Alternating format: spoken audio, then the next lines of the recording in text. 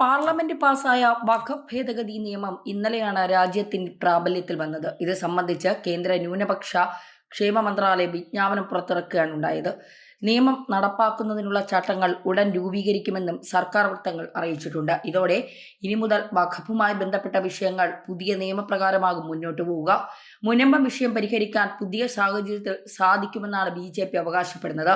വഖഫ് വിഷയത്തിൽ പുതിയ നിയമത്തിന്റെ അടിസ്ഥാനത്തിൽ റവന്യൂ വകുപ്പ് നടപടി സ്വീകരിക്കണമെന്നാണ് BJP സംസ്ഥാന അധ്യക്ഷൻ രാജീവ് ചന്ദ്രശേഖർ അടക്കം ആവശ്യപ്പെടുന്നത്. ഇത് മുനമ്പം വിഷയത്തിൽ തുടർ നടപടി പിണറായി സർക്കാർ കൈക്കൊള്ളട്ടെ എന്ന തീരുമാനത്തിൽ നിന്നുമാണ്. വഖഫ് ബാധ്യത പിണറായി സർക്കാരിന്റെ കോട്ടിലേക്ക് അടിച്ചാണ് BJPയുടെ രാഷ്ട്രീയ കളത്തിലേക്ക് ഇറങ്ങുന്നത്. രാഷ്ട്രീയ ലക്ഷ്യത്തോടെ തന്നെയാണ് രാജീവിന്റെ പ്രസ്താവനയും. വഖഫ് ഭേദഗതി നിയമം യാഥാർത്ഥ്യമാക്കിയതിലൂടെ മുനമ്പത്തെ ജനങ്ങളുടെ സ്വത്തവകാശം സംരക്ഷിക്കുന്നതിനുള്ള ചരിത്രപരവും നിർണായകവുമായ തീരുമാനമാണ് നരേന്ദ്രമോദി സർക്കാർ കൈക്കൊണ്ടതെന്നും ബില്ലിന് രാഷ്ട്രപതിയുടെ അംഗീകാരം ലഭിച്ചതോടെ ഗസറ്റിൽ ഔദ്യോഗികമായി വിജ്ഞാപനം ചെയ്തിട്ടുണ്ടെന്നും രാജീവ് ചന്ദ്രശേഖർ അറിയിച്ചു.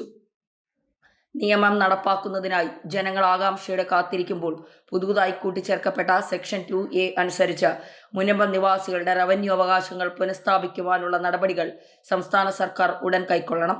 വഖഫ് നിയമ ഭേദഗതി ബിൽ നിയമമാക്കിയതിന്റെ നന്ദി സൂചകമായി മുനമ്പത്ത് നടക്കുന്ന ഏപ്രിൽ 15-ന് കേന്ദ്ര ന്യൂനപക്ഷ പാർലമെന്ററി മന്ത്രി കിരൺ റിജിജു ഉദ്ഘാടനം ചെയ്തുമെന്ന് നേരത്തെ വ്യക്തമാക്കിയിരുന്നു. വഖഫ് നിയമം എങ്ങനെയാണ് മുനമ്പത്തിന് ഗുണകരമായി വഹിച്ചത് എന്ന് മന്ത്രി വിശദീകരിക്കും. മുനമ്പത്തുൾപ്പെടെയുള്ള ആയിരക്കണക്കിന് പേരെ സുരക്ഷിതമാക്കിയ പ്രധാനമന്ത്രി നരേന്ദ്രമോദിക്കും കേന്ദ്ര സർക്കാരിനും നന്ദി പ്രകടിപ്പിച്ചുകൊണ്ടാണ് NDAയുടെ നേതൃത്വത്തിൽ ബഹുജന കൂട്ടായ്മ സംഘടിപ്പിക്കുന്നതെന്ന് BJP സിറ്റി ജില്ലാ പ്രസിഡന്റ് KS ഷൈജു പറയുന്നു. ഏപ്രിൽ 15-ന് വൈകിട്ട് 4 മണിക്ക് നടക്കുന്ന പരിപാടിയിലേക്ക് ജാതി മത രാഷ്ട്രീയത്തിന് അതീതമായി സംഘടിപ്പിക്കുന്ന ബഹുജന കൂട്ടായ്മയിൽ NDA സംസ്ഥാന സർക്കാർ പങ്കെടുക്കുമെന്നും KS ഷൈജു പറയുന്നുണ്ട്. മുനമ്പ വിഷയം സജീവമാക്കിയതോടെ ക്രൈസ്തവ വോട്ടുകളിലേക്ക് കടന്നു കയറാൻ BJPക്ക് സാധിച്ചിട്ടുണ്ട് എന്നാണ് വിലയിരുത്തൽ. അതുകൊണ്ട് തന്നെ തുടർന്നും മുനമ്പം വിഷയം സജീവമാക്കി നിർത്താനാണ് BJP ശ്രമം. തദ്ദേശ തെരഞ്ഞെടുപ്പിലടക്കം അത് ഗുണകരമാകുമെന്നാണ് കണക്കുകൂട്ടൽ. നേരത്തെ രാജീവ് ചന്ദ്രശേഖർ മുനമ്പം സന്ദർശിച്ചിരുന്നു. മുനമ്പത്തെ പ്രശ്നങ്ങൾക്ക് പരിഹാരം കാണുമെന്നും BJP വാക്ക് നൽകിയതാണ്. ആ ഉറപ്പ് പാലിക്കുമെന്ന് അദ്ദേഹം ആവർത്തിച്ചിരുന്നു. ഈ സമയം തന്നെ 50 പേർ BJP അംഗത്വം സ്വീകരിക്കുകയും ചെയ്തു. നിയമത്തിൽ പാസാക്കിയ വഖഫ് ആക്ടിൽ 2-ാം സെക്ഷനിലെ ഭേദഗതിയാണ് മുനമ്പത്തുകാരുടെ പ്രശ്നം പരിഹരിക്കുക. ഇതാണ് മുനമ്പത്തുകാർക്ക് വേണ്ടി നിയമപോരാട്ടം നടത്തിയ BJP നേതാക്കൾ വ്യക്തമാക്കുന്നത്. ഏതെങ്കിലും ഒരു വ്യക്തി ഭൂമി വഖഫ് നൽകുമ്പോൾ അതിന് കണ്ടീഷൻ പാടില്ലെന്നാണ് വ്യക്തമാക്കുന്നത്. കൂടാതെ സൊസൈറ്റികൾക്കായി നൽകിയാൽ അത് വഖഫ് ആകില്ല. മുനമ്പത്തെ ഭൂമി ഫറൂഖ് കോളേജിന് വിദ്യാഭ്യാസ ആവശ്യത്തിന് ഉപയോഗിക്കാൻ എന്ന നിർദ്ദേശത്തിലാണ് സിദ്ദിഖ് സേട്ട് നൽകിയത്. അങ്ങനെ വരുമ്പോൾ ഇത് വഖഫ് ഭൂമി ആയില്ല എന്നതാണ് വാദം. ഇതാണ് മുനമ്പത്തുകാർക്ക് പ്രതീക്ഷയ്ക്കിട നൽകുന്ന കാര്യം.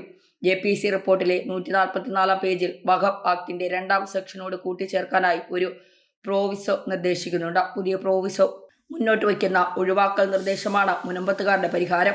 സെക്ഷൻ 2A പാർലമെന്റ് പാസാക്കിയ ആ ഭേദഗതിയുടെ മുനമ്പത്തുകാരുടെ പ്രശ്നം ഇനി സത്വരമായും ശാശ്വതമായി പരിഹരിക്കപ്പെടും.